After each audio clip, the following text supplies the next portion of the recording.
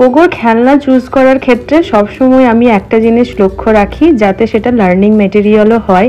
এই জন্য অর্ডার করেছিলাম এই 3টে জিনিস, যেগুলো তোমাদেরকে দেখাচ্ছি। প্রথমেই তোমাদেরকে দেখাই লার্নিং ল্যাপটপ, যেটার নাম।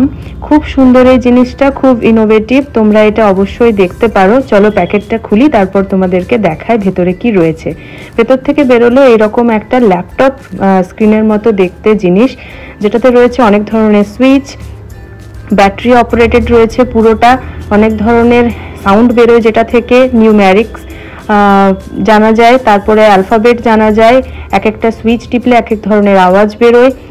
তারপরে রয়েছে একটা পাজল, নিউমেরিক্যাল পাজল, 0 থেকে 20 পর্যন্ত ডিজিট সেটাতে রয়েছে, কার্ডবোর্ডের তৈরি।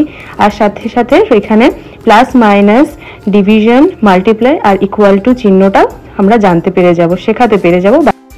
নেক্সট চলে যাব অ্যালফাবেট পাজলটা। এটাও খুব কাজের একটা জিনিস। এখানে এ থেকে জেড পর্যন্ত প্রত্যেকটা অ্যালফাবেট আর তার সাথে এক একটা করে ওয়ার্ড দেওয়া আছে।